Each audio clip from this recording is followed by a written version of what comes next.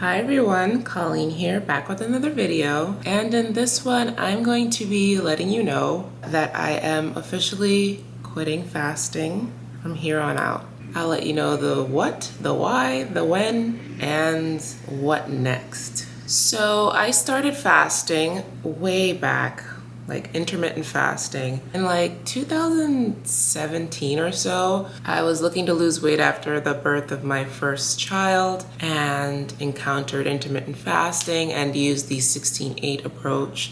And that was my first foray into fasting. After the birth of my second son, I found out about OMAD, which is 1 meal a day, and eventually noticed a bit of eye yellowing. I didn't think too much about it, but I was known for having extremely white eyes. Fast forward to April of 2021. I had reached my heaviest at around 245, and I'm 5'10", and decided, okay, enough is enough with the weight. This is too much. My ankles were inflamed, my knees were inflamed. I felt bloated, I felt very puffy, and I felt very unattractive. I researched and came across alternate day fasting, and alternate day fasting eventually helped me lose over 60 pounds within a 8-month range. In the beginning of the alternate day fasting journey, I did notice my eyes were becoming yellow more often. And I felt like, am I seeing things? I went to my physician, I showed her, do my eyes look yellowish to you? And she said, they're not as clear or bright as they could be, but it wouldn't be cause for concern. We could run blood tests. It was through that blood test that everything came back normal. All my levels were good, my liver tests were good, but I did have elevated bilirubin levels. And we'll get into what bilirubin is soon. Throughout my alternate day fasting journey, I realized my eyes are going yellow in random sporadic periods, and it's usually while I'm fasting. When I eat, I don't notice the yellowing of my eyes. When I'm fasting, and like at the tail end of a fast, say on the 30th, 36th hour of a fast, which an alternate day fast is around 36-hour period, my eyes were getting yellow. So fast forward, I hadn't fasted in a while due to, life going on, stress. I didn't feel like it. After a week of almost not fasting, I was going to fast. When I fasted, my eyes went very yellow. So yellow to the point where they felt sticky. And that's when I really came to the conclusion that fasting, I can't fast anymore. It's not for me. Even after drinking, I had went out on a girls' night, and it took forever for my eyes to revert back to white. Because of the alcohol in my system, my eyes were so yellow.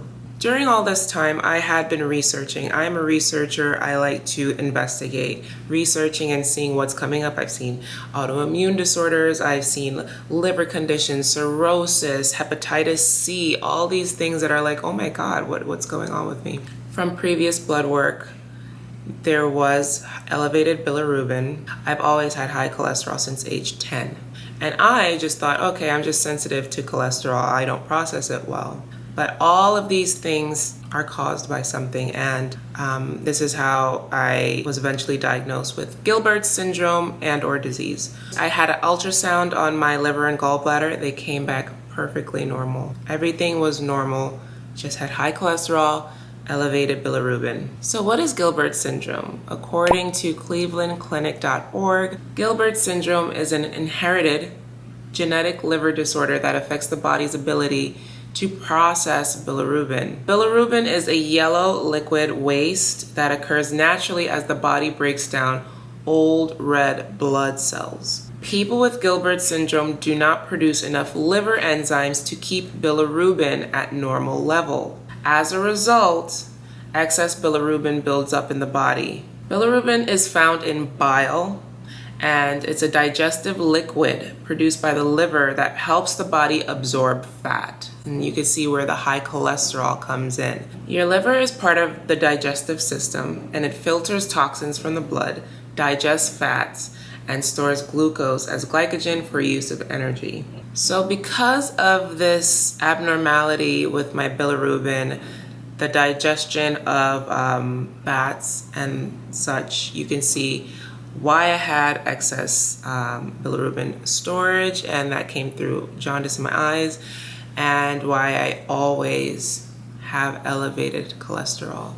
Things that worsen Gilbert syndrome: dehydration, fasting or skipping meals or having very low calories, illness or infection, menstruation, overexertion, too much physical activity, and or stress. So fasting basically triggered this underlying syndrome I've had. So what now? I've been fasting for so long, and it's gonna seem like a big part of my life or who I am is missing, but here are some of the changes that are going to occur from here on out. No more fasting. I've officially stopped fasting. I'm no longer an alternate day faster, an intermittent faster. Short-term, long-term, no kind of fasting will occur anymore. If your body doesn't like something, it's time to respect it. And there's a difference between your mind not liking something and your body not liking something. It's very important to respect your body in all aspects. My body does not react favorably to fasting anymore. It never did, actually. I just ignored it, or actually came to the conclusion that the syndrome is the underlying base for what I'm experiencing, because it's embarrassing. It's embarrassing to have yellow eyes because they're yellow. Everywhere else I exude health and light. My skin is bright, my teeth are white. I give off great radiant energy, and then I have yellow eyes like Michael Jordan, and it's like, you good? Is you good, love? I felt insecure about it. It's an insecurity. Also, I will be making sure I stay hydrated. The thing about fasting is I didn't drink as much water or stay as hydrated as I wanted to or needed to be, because water would either make me hungry. Having too much water would dilute my sodium or potassium levels, so I made sure I didn't drink too much. And also, I wasn't a big water drinker anyway. So now I will be focusing on staying hydrated. I'm having at least 100 ounces of water a day. Once again, I'm 5'10". I am currently 188 pounds. Make sure all the nutrients in my bodies are being flushed and processed and circulated, and water is the best way to do so. I'm going to be staying away from alcohol. My body doesn't process it well anymore. And I knew that a while ago, and I've always put myself on a 2-drink max, like 2-drink max. The last time I went out with my friends, I was drinking rum punch. I was drinking rum punch, honey. Rum punch, rum punch. The day after, didn't really have a hangover, but boy, were my eyes yellow. I remember my sister was like, your eyes are so yellow. I was like, yeah, I know. This is what I was talking about. And so because of the inability to process properly through my liver, I'm gonna do my best to not drink, because for one, drinking inflames me. My right ankle, I don't know why the right one. The right ankle always seems to just flare up and get really puffy and tight. My stomach just feels like horrible. Like, drinking doesn't make me feel good. It only makes me feel good in the moment, but drinking doesn't do a damn thing for me, and it's really not part of the healthy lifestyle I want. And another thing that will change is I will not be going past 12 hours without eating. I realize around the 10 to 11, 12 hour mark is where the yellowing starts to set in, and after 36 hours it's yellow. So I will no longer be going extended periods without eating. I need to be eating in order to keep the bilirubin from building up. Once fasting is stopped and food is consumed, the body breaks down and processes the food, along with the high levels of bilirubin already in the body, start functioning normally and go back to normal after a few hours. Yeah, I agree. Once I started eating, or once I broke my fast, my eyes eventually turned back into its light white color. The thing about Gilbert's is it's not life-threatening. It won't kill you. It has no impact on your life other than the occasional jaundice.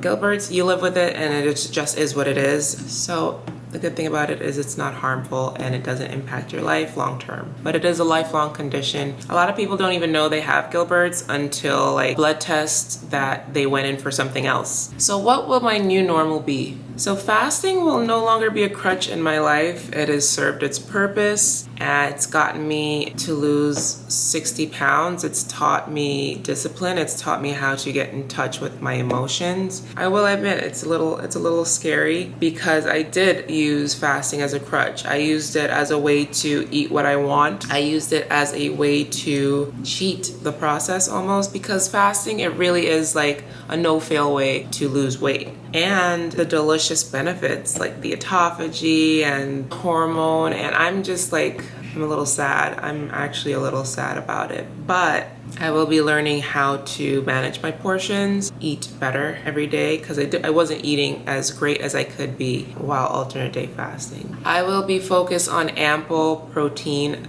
consumption. For me, I'm into weightlifting and strength training, so having ample protein is just crucial in order to build muscle mass. I have goals, physique goals. So now that I'm able to eat every day, I will be more likely to eat more protein in order to get to my goals quicker, so that's nice. My new normal will include meal planning. I will be batch cooking now. For fasting, I wouldn't do that. I wasn't eating every day, so a lot of food would go to waste, but now I will be eating every day, and now I have to plan ahead to make sure I'm eating nutritious food. So I'm definitely going to be meal planning, batch cooking, and having meals prepped for me inside of my fridge. And staying hydrated all day. I have to stay hydrated.